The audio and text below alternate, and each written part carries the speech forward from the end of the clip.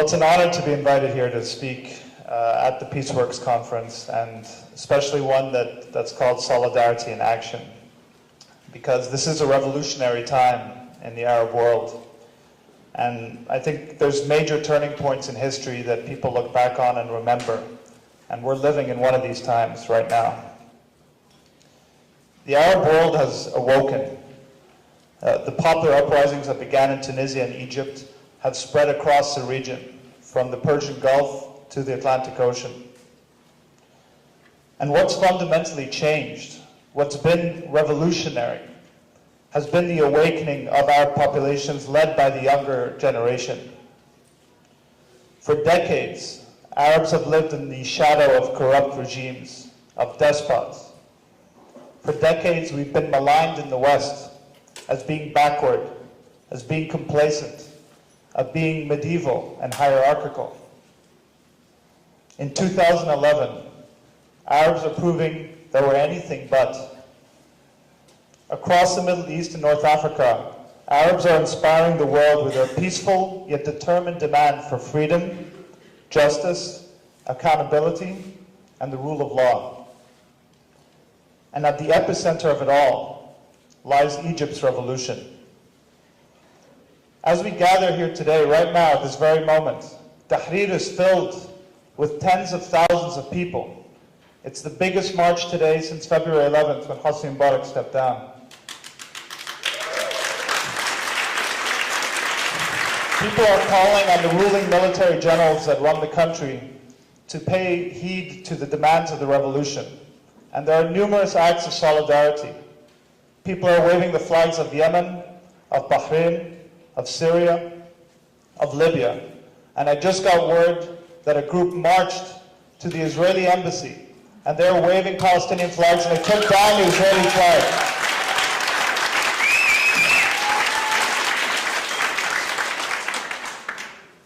Now, all of this was unimaginable before January 25th.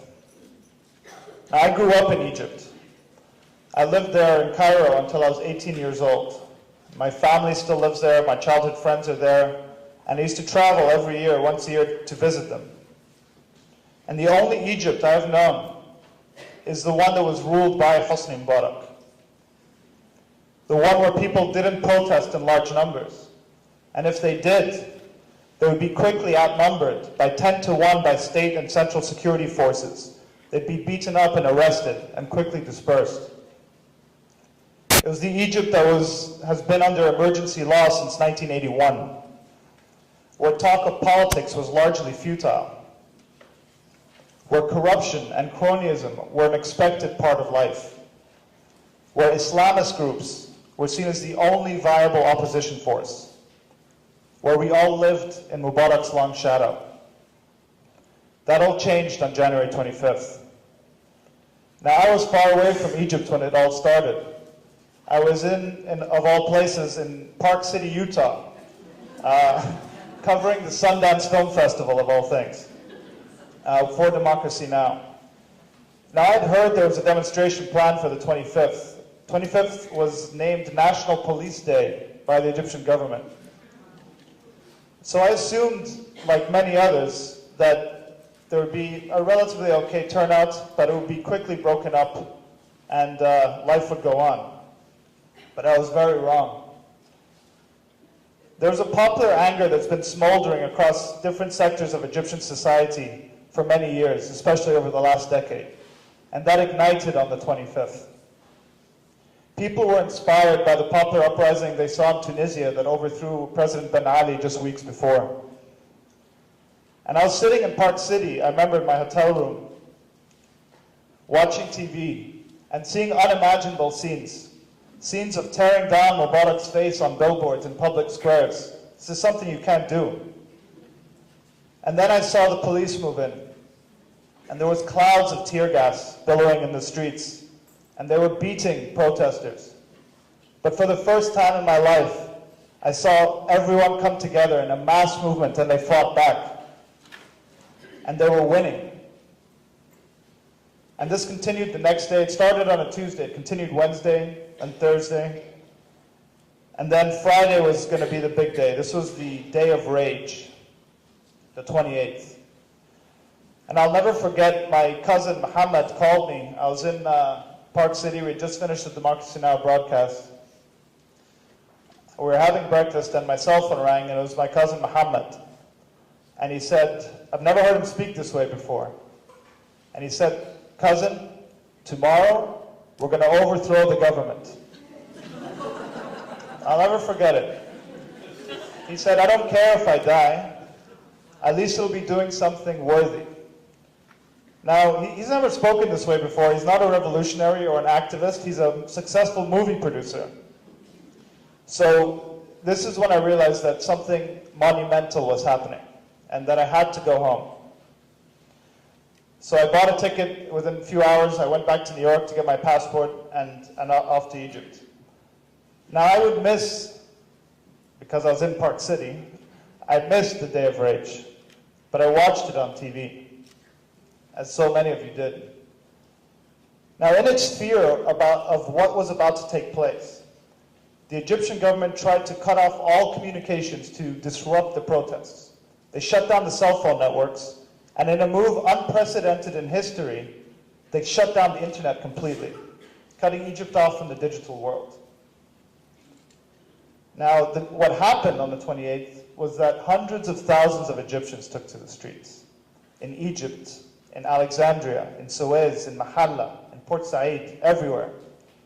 And I later learned that cutting off communications was about the dumbest thing the Mubarak regime could have done. A lot of people told me they were thinking about going out.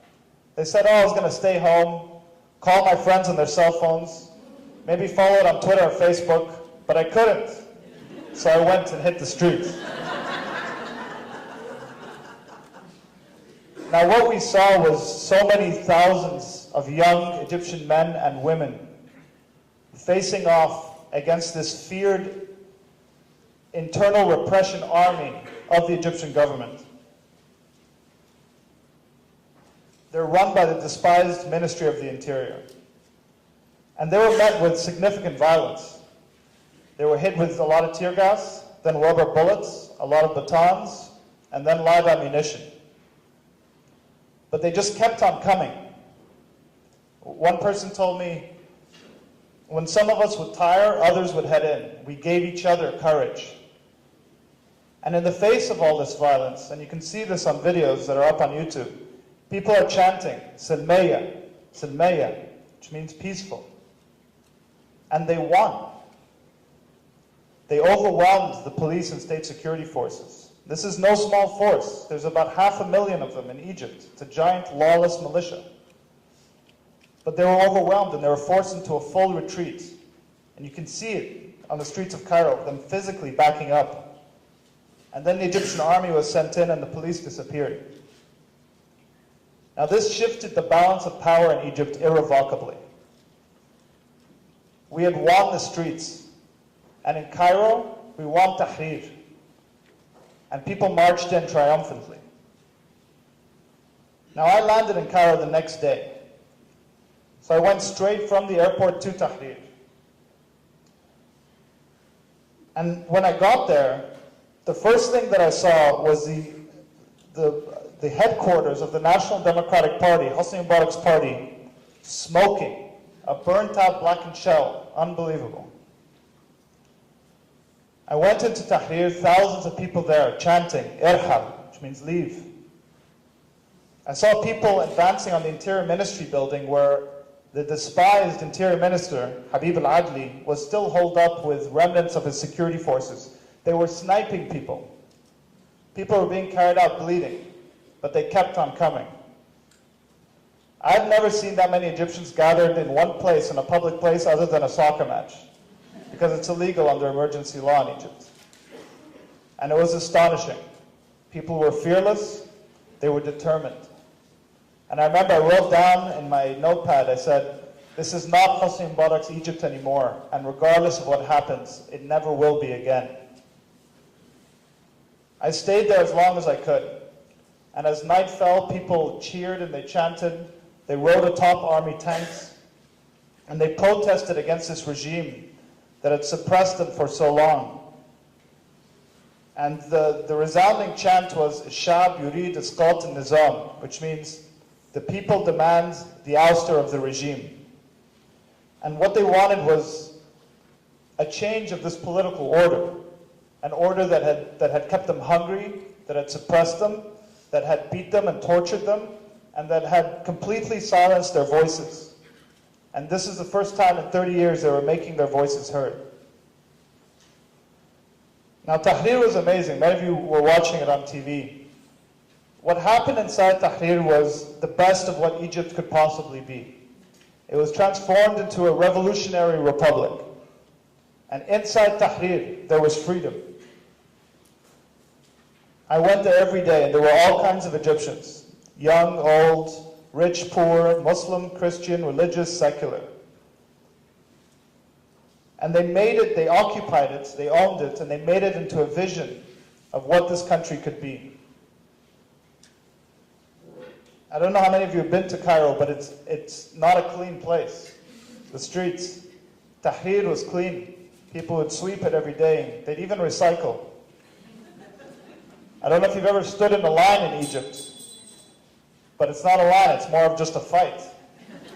But people would actually queue up to get into Tahrir, something really quite incredible. They routed power from the streetlights to charge their cell phones. People brought in food and water and blankets. People were respectful to one another. And as the days went by, when I first got there, people were doing these kind of militant chants and very, not simple, but very direct. But as the days went by and people were free to express themselves, there was a blossoming of political expression happening. So what began as marches and chants turned into poetry, street art, political theater. And what was amazing was that no matter what time of day it was, and I spent a few nights there, people, the energy and vigor that people had, they would chant and rally, and not for any camera or journalist, but for themselves and for each other. They built tents and sleeping areas, and they were organized. And what was most amazing about it was that it was completely leaderless. There was no defined leader or organizing group. This was an organic movement that was extremely organized, and that was the beauty of Tahrir. After being lost for so many years in Mubarak's repressive state, Egyptians had found themselves again. But of course, Mubarak was not going to leave without a fight. And the regime did everything they could think of in the uprising. So first on the day of rage, they sent in the Interior Ministry's forces, like I said, about 300,000 to 500,000. It didn't work and they lost. So the next tactic was that they removed the police force entirely from Cairo and all of Egypt. They weren't even in the police stations. And then they emptied 2 jails. What they're trying to do is create a situation of chaos and try and have people so afraid of disorder as to welcome Mubarak back. That didn't work. There were these neighborhood checkpoints that sprung up all over Cairo and around Egypt. By the first day, the day I arrived on Saturday, when I was walking home, I saw them. And they're already coordinated with shift changes and patrols, and they're calling each other. And I walked by my father's building, and I saw my 16-year-old brother, Tariq, standing with a double-barreled shotgun slung around his shoulder, and his cell phone here like a walkie-talkie, guarding his house.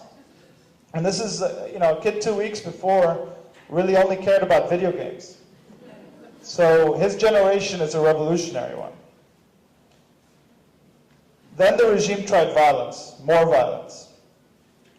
So on Tuesday, after the first Tuesday after the 25th, was the first million-man march. And it was an incredible turnout, incredible vigor and excitement. And that's the day they called the Day of Departure. It didn't happen, of course, but what the Mubarak regime did the next day was to launch a coordinated campaign of violence to try and take Tahrir back. And he sent in what's called Baltagaya. Baltagi just means a thug. And Mubarak's used these people many times over the years during elections and during other protests. And they tried to send them in to intimidate and beat the protesters out of Tahrir.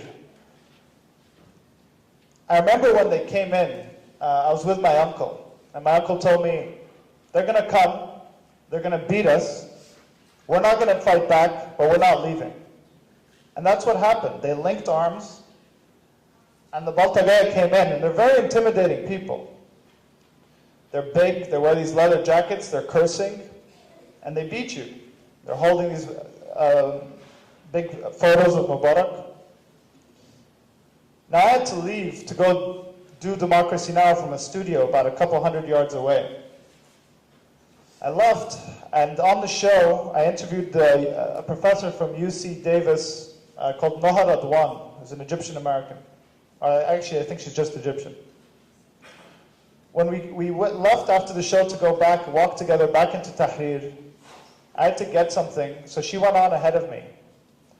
When she tried to get in, they asked her, the Baltagaya were basically rioting in front of every gate. And she tried to get in, asked her, are you for or against Mubarak? And she said, I'm against. And they beat her within an inch of her life. And she was only saved by an army soldier who was nearby. I didn't know this until the next day. I tried to get in. And I remember I grabbed my camera guy's hands, and we just kind of bent down and tried to rush into it. But we were about to get beaten as well, so we had to back off. What happened inside Tahrir was medieval. It was rocks, it was horses and whips and camels. And we saw that on TV. What was less broadcast was what happened at night. That's when they used live gunfire and snipers. It's unclear how many people died that day, but thousands were wounded. But the people of Tahrir held the square. And so what the regime did next was to try and launch a vicious propaganda campaign. They were accusing the protesters of being like paid by some bizarre combination of Hamas, Israel, Hezbollah, the US, and Iran. One prominent TV anchor actually said that the protesters were in Tahrir because they were getting paid 50 euros and getting a bucket of Kentucky Fried Chicken. I'm not kidding. And so there was this running joke whenever you're in Tahrir, they would hold up pieces of bread and say, Kentucky, Kentucky, Kentucky. But the regime also tried to arrest, and they did, a lot of human rights activists, a lot of human rights lawyers, and they waged a campaign on journalists. A lot of journalists were beaten. Western journalists in a hotel were, they had their rooms broken into, they were interrogated in their rooms. 2 journalists were killed. And we had to hide our cameras when we walked outside of Tahrir. But nothing worked. Every time they tried any of these assaults, the pro-democracy movement only grew stronger. Their demands were more concrete, their will was strengthened. So then 18 days after the uprising began, Mubarak had no other choice. And after 30 years in power, he stepped down. Now it's difficult to describe the elation and the celebration that happened that day. We'd achieved something that only 3 weeks earlier we thought an impossibility. And I think it reverberated not only across the Middle East and North Africa, but around the world. Now, Egyptians were successful in toppling this ruling regime, but the revolution is far from finished, and the road is long. I just want to go through some of the obstacles that lay ahead. Now, 2 weeks ago, tens of millions of Egyptians voted in a constitutional referendum that would amend the constitution. The amendments were submitted by a legal panel that was appointed by the Supreme Council of the Armed Forces, which took power on February 11th. The turnout was very high, it was 41%, which makes it the most participative poll in Egypt in decades, which is very encouraging. But many within the pro-democracy movement voted against them. and they fear that this was rammed through, there was not enough time for public debate, that it essentially patches up a discredited constitution, which will elect a new parliament and president. Now, those who stand to gain the most from these amendments are the Muslim Brotherhood and the former remnants of the National Democratic Party. They heavily campaigned for them to pass, and they passed. So the changes, they set up these elections, and the new parliament will draft a new constitution. Now, we're holding elections so rapidly, the parliamentary elections are scheduled to be held in September. It begs the question, will they really be free? Given that new political parties have less than 5 months to form, organize, campaign, and get known around the country. And Egypt's a country of 82 million. So that leaves just two forces, really entrenched power interests like the NDP and the Muslim Brotherhood that are ready, will be ready in September. Now that's not very revolutionary. But people in Egypt are riding the swell of a newfound political agency. And I still have hope that they're going to really fight for a democratic process. Now, regardless of the outcome of this election, the Supreme Council of the Armed Forces would very much, I believe, prefer to hand control back to the civilian government of the day-to-day affairs of Egypt and return to the backbone of power, as it has been for so many years. The Egyptian army receives $1.3 billion a year in US military aid. It will resist any shift in foreign policy that could threaten its relationship with Washington. The day after the Supreme Council took power, they affirmed Egypt is committed to all regional and international obligations and treaties.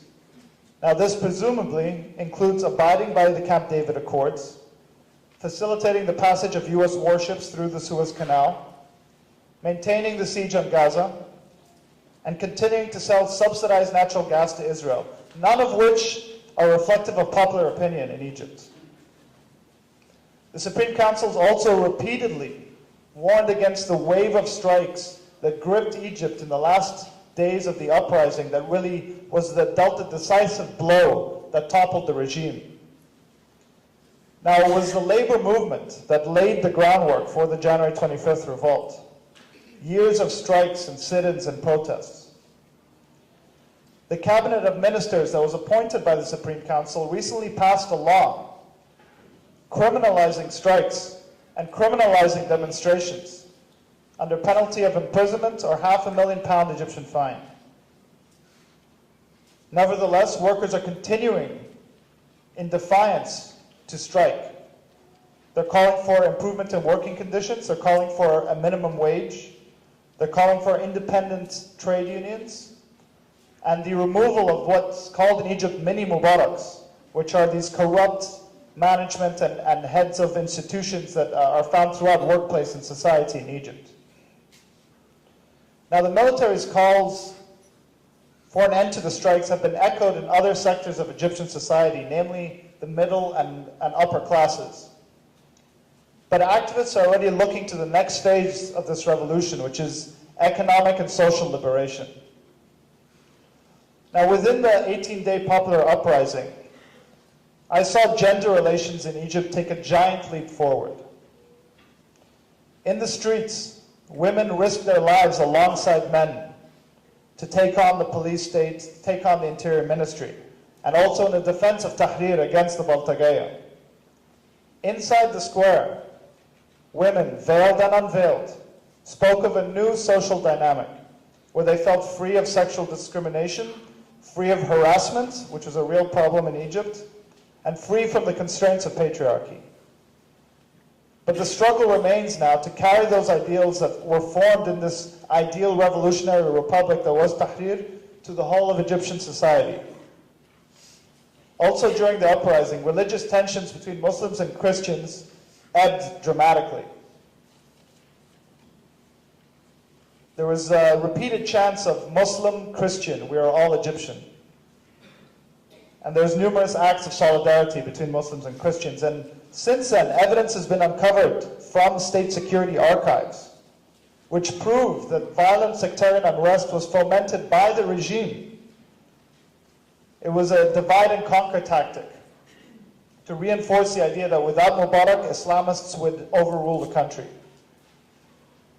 There's also new documents that prove that the Interior Ministry helped orchestrate the Alexandria church bombing on New Year's Eve, the worst violence against Coptic Christians in more than a decade in Egypt. And there was a latest round of sectarian violence, clashes, burning of a church in Halwan, and clashes between Muslims and Christians that left 13 people dead. Many believe these are the work of the counter-revolutionary forces who are trying to take advantage of this security vacuum and try and foment chaos. But what's most concerning right now is the military. The military's response to protesters now in Tahrir and elsewhere is growing increasingly harsh.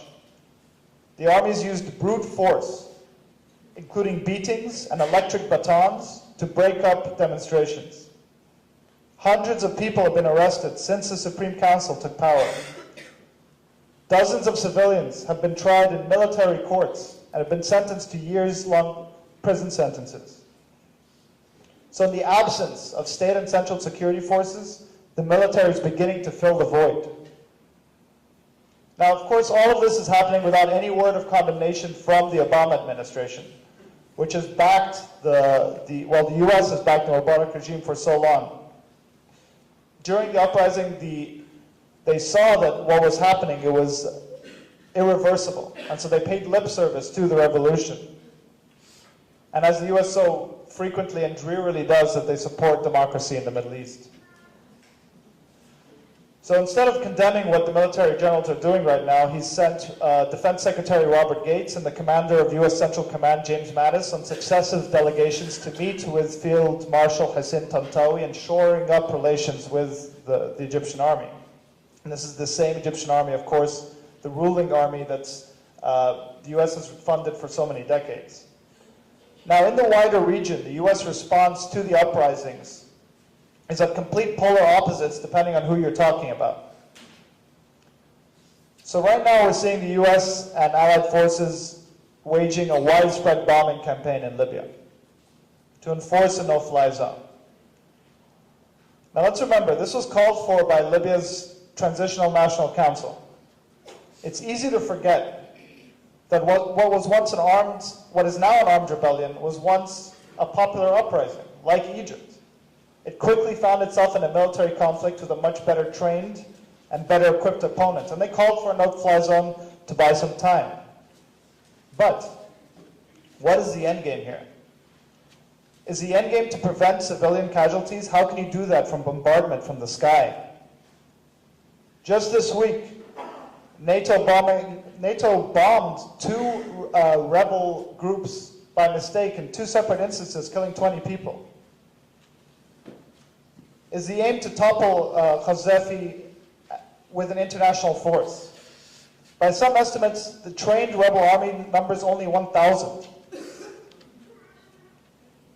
Is the aim to create a ceasefire that results in a partition of Libya? The precedent of using no-fly zones is not good. In Iraq in the 1990s, it represented the longest sustained US bombing campaign since the Vietnam War. And while there's heavy debate about the no-fly zone, I for one do not agree with it. It should not replace conversations about solidarity with the Libyan people. Their struggle for freedom deserves our strongest support.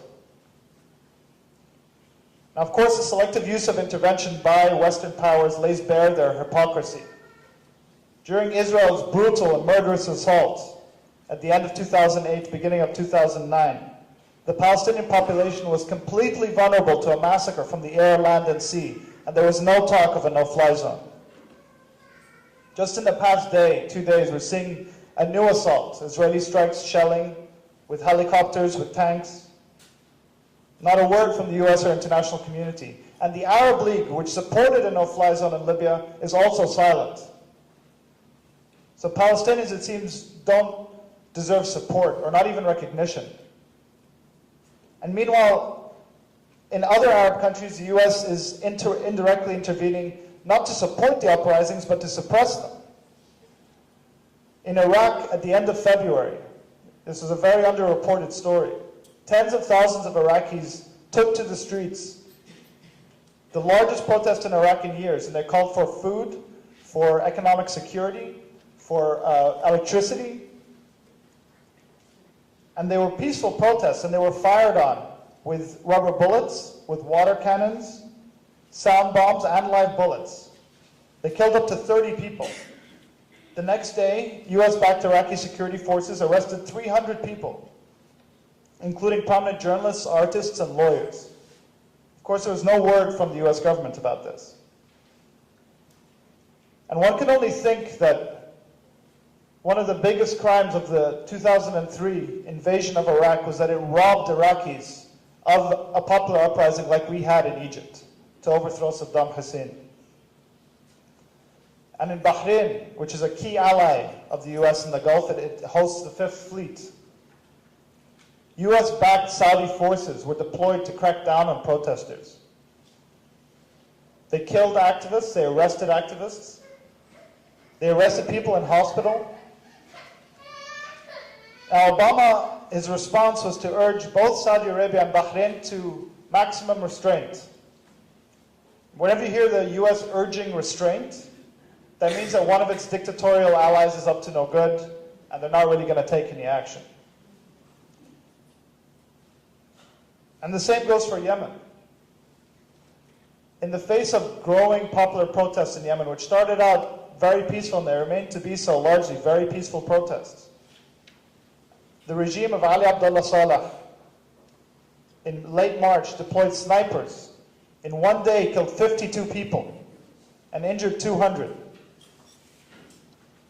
In response, the State Department, incredibly, urged all sides to practice restraint. Now, the Obama administration has incredibly escalated a covert war inside of Yemen. It's dramatically increased funding to Yemen's military, particularly its elite counterterrorism unit. What's important to recognize as we watch Yemeni security forces gun down their own civilians in the streets of Sana'a and other cities of Yemen is that if Saleh decides to unleash these US-trained forces on his own population, then there'll be significant bloodshed. Now, I don't want to sound like too much of a downer, but I think it's important to understand the obstacles, both internal and external, that lay ahead for these unfinished revolutions in the Arab world. But regardless of what happens in the coming weeks and months and years, we have witnessed the birth of something new in the region.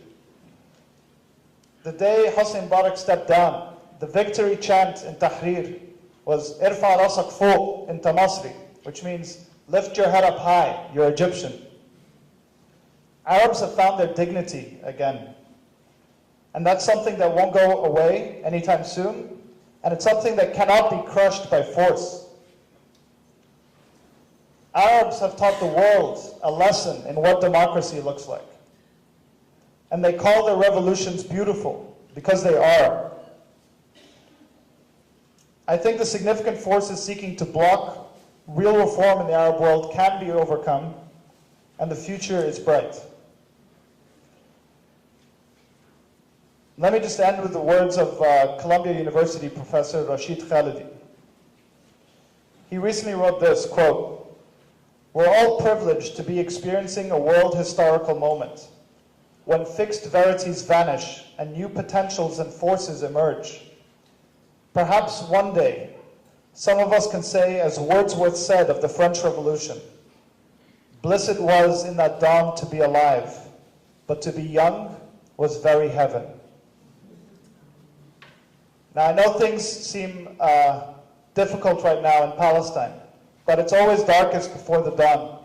And I think one day we will see a free Palestine. Thank you.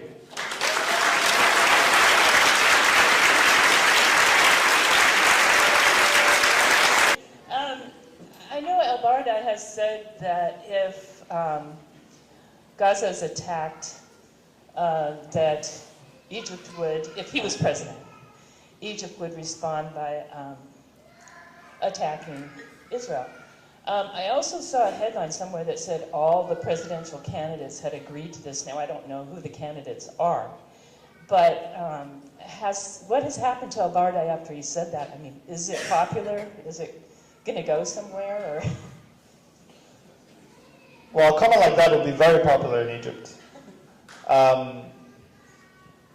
Whether it's true or not is a different story. And like I said, I think that's where, things like that is where the real challenge lies, because something like that would be resisted by these ruling military generals. And because that threatens their relationship with Washington, it directly threatens the funds they receive. And so big shifts in foreign policy like that, I think, are going to be another phase in the struggle to liberate Egypt. The army right now, under the Camp David Accords, they can't even enter Sinai. This is a source of humiliation for them as well. So there's conflicting interests. One of the candidates who's seen as a leading candidate in Egypt is Amr Moussa, who was the foreign minister for Mubarak for 10 years, from 1991 to 2001. He became the Secretary General of the Arab League, and he recently resigned to run for president. He became very popular in Egypt for talking tough on Israel, but not really taking tough action. I don't think he said that about attacking Israel. I think a truly representative government in Egypt would heavily change the Egypt-Israeli equation, and I hope to see that happen. But I don't know what will happen going forward. So I want to first say thank you very much for your great work in reporting in general and from Egypt and with Democracy Now! Thank you. It's been so wonderful to have those voices heard here. And of course, we couldn't do without Democracy Now! These days. But I wanted to ask if you could reflect on your hopes or your thoughts on the potential for further Coptic Muslim solidarity. Just was so heartwarming to hear about that. Do you see it going forward? Look, I mean, I think what's been very clear from these documents that were uncovered from state security archives is that there was an intentional campaign by the Mubarak regime to foment these divisions. There was, I mean, the fact that they orchestrated this attack on New Year's Eve, bombing of a church that was the worst violence against Copts in a decade, says a lot. There is a radical Islamic movement that's not the Muslim Brotherhood, it's a Salafi movement which is funded by Saudi Arabia that is very anti-Coptic. There's Article 2 of the Egyptian Constitution which enshrines Sharia law as the basis for jurisprudence in Egypt. However, again, what we saw in Tahrir, I think, was the ideal. And the ideal was beautiful. When Muslims would pray on Friday, the Copts would guard Tahrir.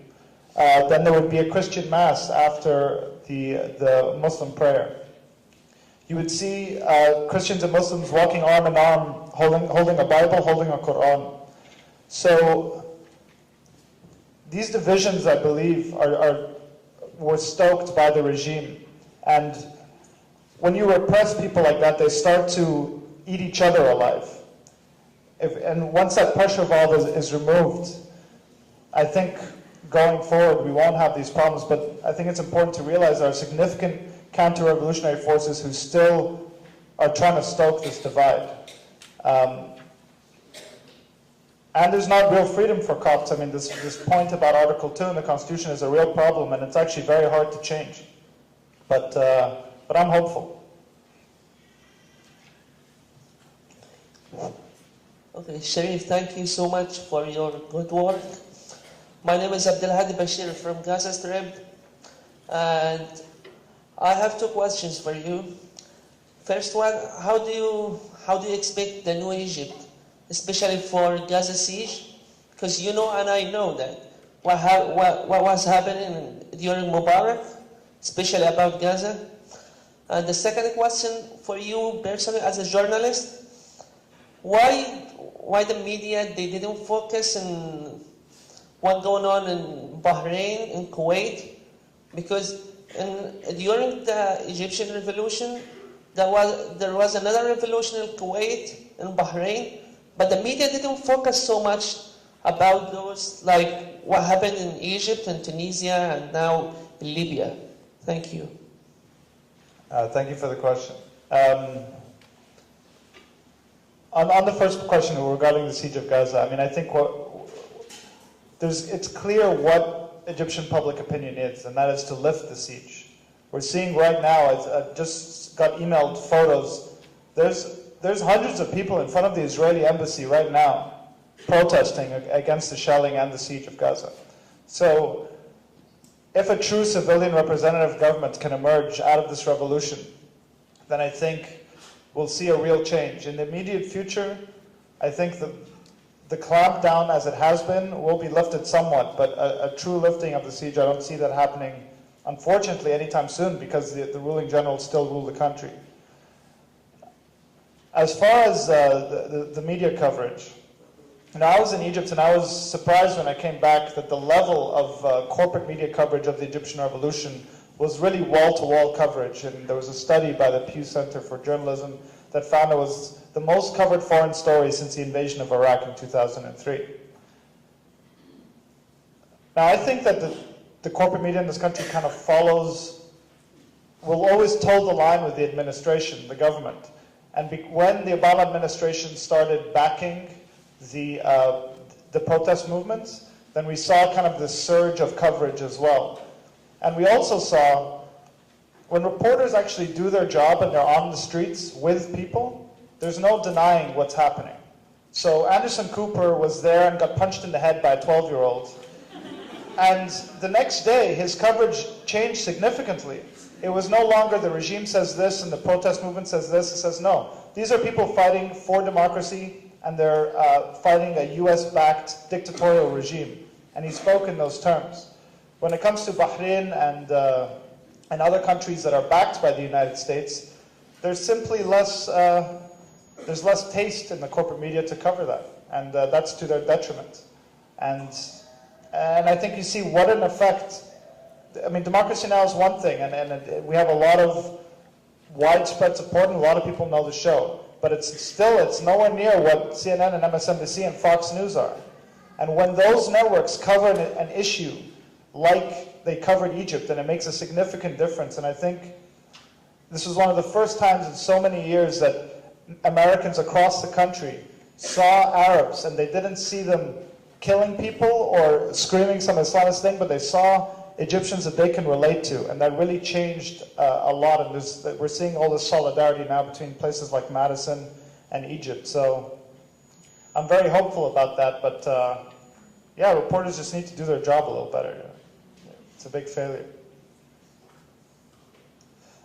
Thanks, Sharif, again for your great work. My first question was, could you speak a little bit more about what the Palestine Solidarity movement looks like in Egypt, and in particular, if it was visible in these protests in Tahrir Square in particular, and then also, I'm sorry if this sounds repetitive, but could you speak a little bit more about, in your estimation, how entrenched the collaboration with Israel is in the Egyptian ruling class, so we can get a better idea of what it might take to actually, fully open the Rafah crossing and some of that. Well, we saw in Egypt when there was the Free Gaza movement and the Viva Palestina that came through Cairo. You have to realize in Egypt it was very hard to protest. You really have to have a lot of courage because you're risking imprisonment and beating. And the turnout for those protests was very high. It was still small compared to what happened. But I think Palestine is a huge issue in Egypt. It's one of the main issues, and it was a source of humiliation for the Egyptian public that Egypt was complicit along with Israel in the siege of Gaza. Some of the biggest protests before the uprising were in solidarity with Palestine. There was the Iraq War protest, and then the rest were after Operation Cast Lead. So I think there's no denying the support in the Egyptian populace. And as I said today, there's protests, and people, I think, will continue to push the boundaries on this as there's more room to think about it. As far as how entrenched the interests are, they're deep. Israel, I mean, Egypt sells, it's really quite unbelievable, subsidized natural gas at a loss to Israel when we can hardly feed our own population. So this is another source of humiliation, and something that people, if this doesn't change, there'll be another uprising against things like that. The Camp David Accord, the Egyptian military can't enter Sinai. These are treaties that were forced under dictatorship on Egyptian people, and Egyptian people know that. And I think, again, to open the Rafah crossing will take a lot. I don't think it's going to happen anytime soon, because the Egyptian military, when I say the Egyptian military, I'm talking about the ruling generals and officers. There's a big difference between the soldiers and the ruling military and the generals, because they live with all these privileges. These privileges will be threatened by opening Rafah. So, but they're also listening to Egyptian popular opinion somewhat. I think it's a long fight. It may happen after parliamentary elections in September. I don't think it'll happen before that. And another thing with the military is, I think,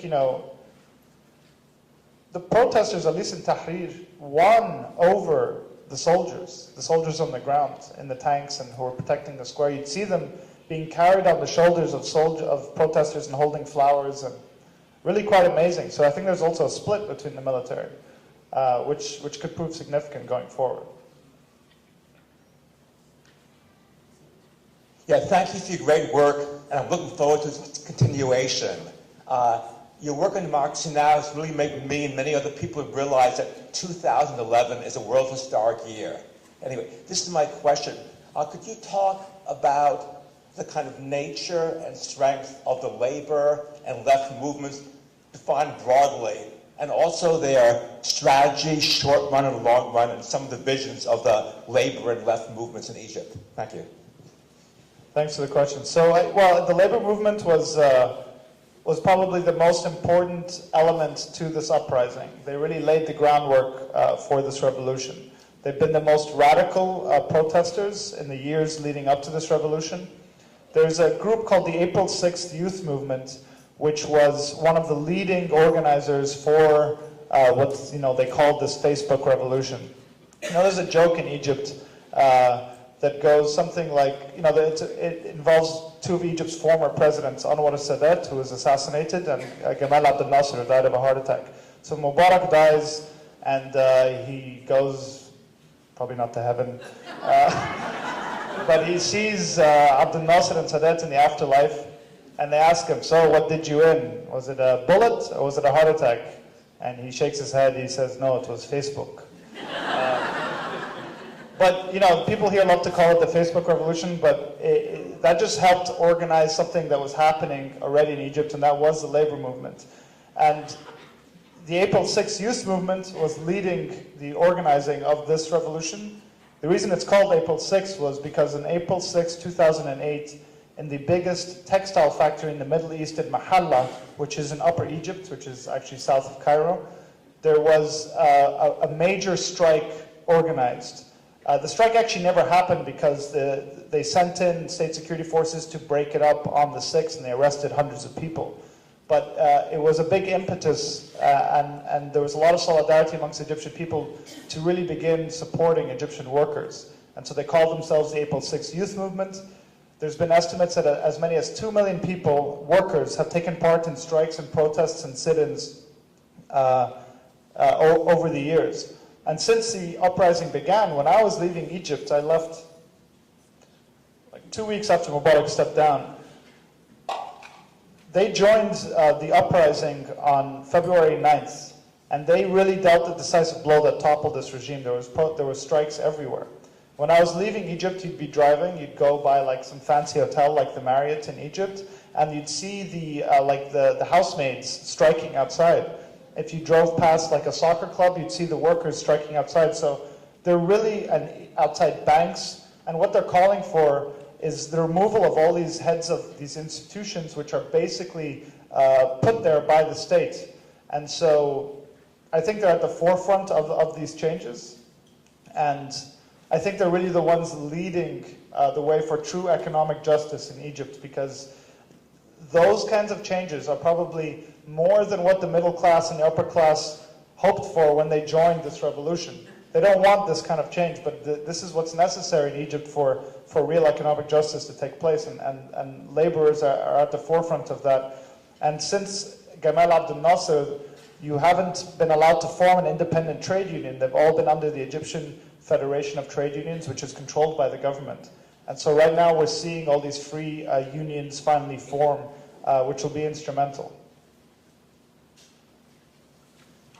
I have a question about another split. I assume I listened to you. I listened to the BBC while I sew, and on Minnesota Public Radio, they had it on during the day and during the evening. One of the things they talked about was the Muslim Brotherhood, and that there was a split between the old guard that didn't want Coptics and Sharia law and all that, and then the younger ones who had a more open way of thinking. Can you tell us about that?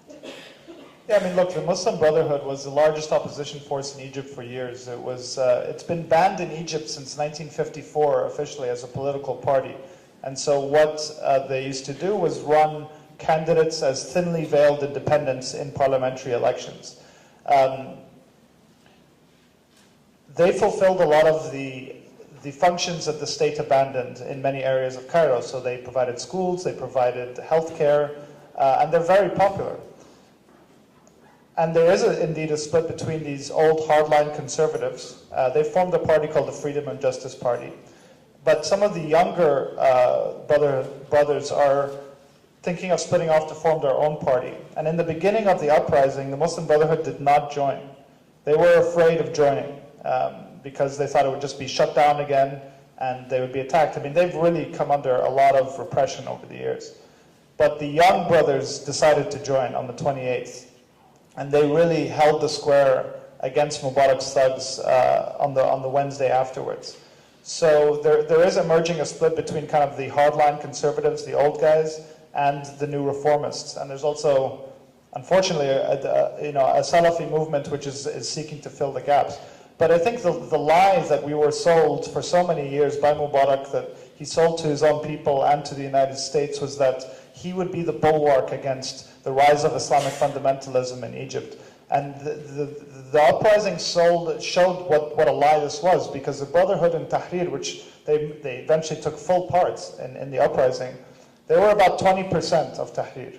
And I think that's the support that they have in the country. Egypt's become much more religious over the last 30 years, but it's still at its essence is a secular country. And I think the Muslim Brotherhood needs a seat at the table. They need to not be repressed. And we've seen what happens when you push Islam against a wall, what it becomes. If you let it blossom and be free, that's what happened in Tahrir. And you know, political Islam will always be a part of Egypt. But I'm hopeful going forward, but many people are afraid of them kind of taking power. But I don't see it happening from what I saw in the uprising. One of the most inspiring things that I saw was Egyptian workers or protesters with a sign on saying, "We stand with Wisconsin." There are a lot of us who think that democracy's been threatened in the U.S. also, and unions are starting to organize and fight back. But my question is, if unions were the backbone of the Egyptian democracy movement, are you aware of how they might be working with American unions across international boundaries and across oceans? That's a good question. I'm not exactly sure of any specific interworker ties. I did see these same signs, and I think that shows you government policies drive us apart, and when people take over, it brings people together. And so we're seeing solidarity amongst Egyptians and Americans now, which would have been unthinkable just a few years ago. I don't know how the Egyptian labor movement's working with the US labor movement. I mean, the labor movement in this country has been so suppressed and marginalized for so long. Union membership, I don't know what it is now, but it's down to something like 5 or 7% of the workforce, which, you know, from its peak in the 50s. And in the 50s, we saw the rise of the middle class and this golden age that the Republicans keep talking about. They keep forgetting that this was the golden age of unions, too. But there's a real attack on unions in this country, and we're seeing it right now with Republicans in Congress and on public employees everywhere. I think they need to be as radical as the Egyptian labor workforce. They need to engage in direct action in civil disobedience, and we've seen that these things work when the numbers come together. And I think hopefully Egypt can export democracy to the US and people can take...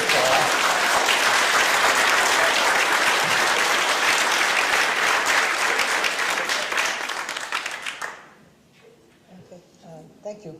I'm thinking specifically of the theme of this conference, Solidarity in Action, and we're here primarily to discuss BDS as the one call for solidarity that came out of Palestine. But I'm wondering if you have any suggestions on what form our solidarity with all of the Arab rebellions can take. So from Cairo to Libya, how can we be in solidarity when there isn't one specific call? I mean, do you have any suggestions? I'm sure that most of us are not just pro-Palestine, but pro-Arab democracy and Arab freedom. Well, when you say we, you mean we? Us here? Yes. Well, I think what's happening right now is an act of solidarity.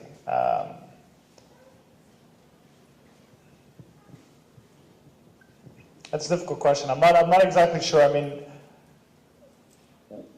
what's happening right now in Tahrir is people are waving the flags of every country that's rebelling, right? And they're supporting what they call their brothers and sisters, and for kind of a new Pan-Arabia. Palestine is always at the heart of this, and it's the heart of struggle for freedom in the Arab world. But it's also the hardest place to achieve it, I think. How to gain solidarity? How to engage in solidarity? I mean, I think what's happening here is a perfect example of that. I mean, I think the BDS movement is kind of the pinnacle of that, and I think it is growing. And if it does reach a critical mass, things will get very tough initially, and the regime in Israel will lash out, but it'll eventually collapse because it's untenable.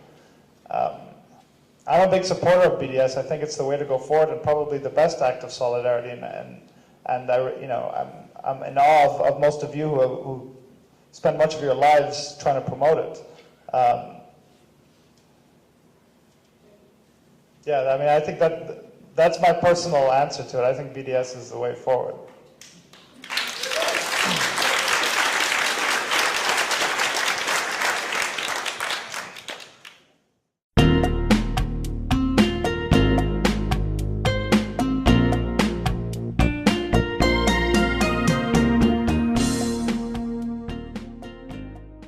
Completely.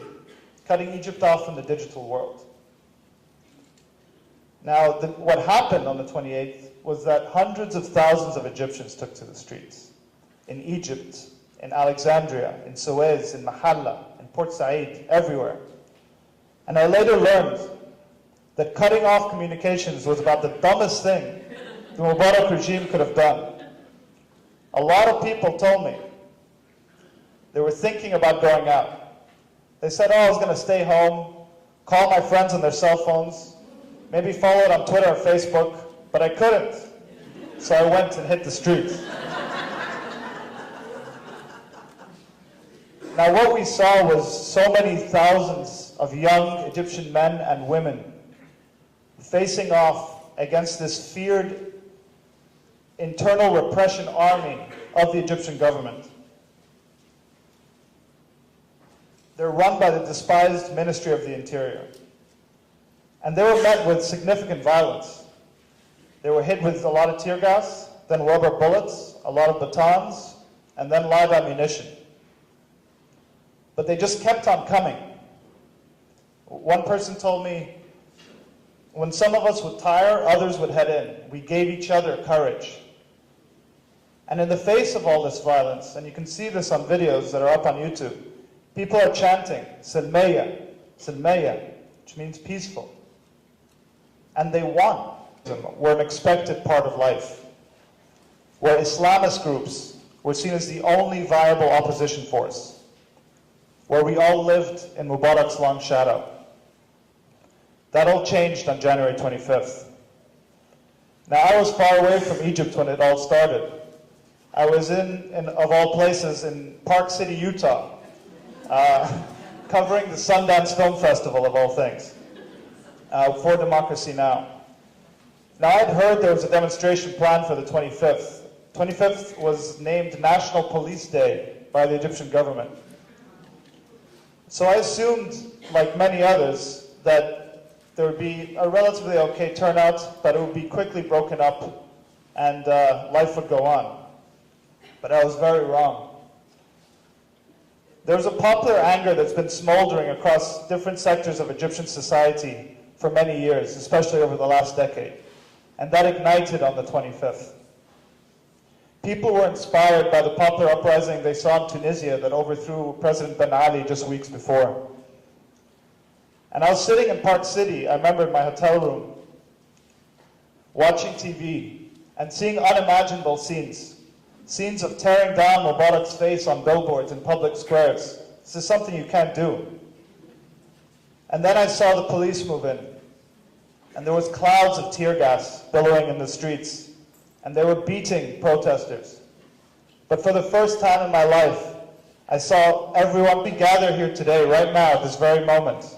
Tahrir is filled with tens of thousands of people. It's the biggest march today since February 11th when Hosni Mubarak stepped down. People are calling on the ruling military generals that run the country to pay heed to the demands of the revolution. And there are numerous acts of solidarity. People are waving the flags of Yemen, of Bahrain, of Syria, of Libya. And I just got word that a group marched to the Israeli embassy, and they were waving Palestinian flags, and they took down the Israeli flag.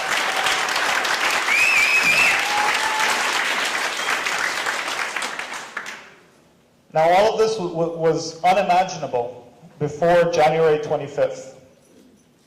Now, I grew up in Egypt. I lived there in Cairo until I was 18 years old. My family still lives there, my childhood friends are there, and I used to travel every year, once a year, to visit them. And the only Egypt I've known is the one that was ruled by Hosni Mubarak. The one where people didn't protest in large numbers. And if they did, they would be quickly outnumbered by 10 to 1 by state and central security forces. They'd be beaten up and arrested and quickly dispersed. It was the Egypt that has been under emergency law since 1981, where talk of politics was largely futile, where corruption and cronyism come together in a mass movement and they fought back. And they were winning. And this continued the next day. It started on a Tuesday. It continued Wednesday and Thursday. And then Friday was going to be the big day. This was the day of rage, the 28th. And I'll never forget, my cousin Muhammad called me. I was in Park City. We had just finished the Democracy Now! Broadcast. We were having breakfast and my cell phone rang, and it was my cousin Muhammad. And he said, I've never heard him speak this way before. And he said, cousin, tomorrow we're going to overthrow the government. I'll never forget it. He said, I don't care if I die. At least he'll be doing something worthy. Now, he's never spoken this way before. He's not a revolutionary or an activist. He's a successful movie producer. So this is when I realized that something monumental was happening and that I had to go home. So I bought a ticket within a few hours. I went back to New York to get my passport and off to Egypt. Now I would miss, because I was in Park City, I missed the Day of Rage, but I watched it on TV, as so many of you did. Now, in its fear of what was about to take place, the Egyptian government tried to cut off all communications to disrupt the protests. They shut down the cell phone networks, and in a move unprecedented in history, they shut down the internet.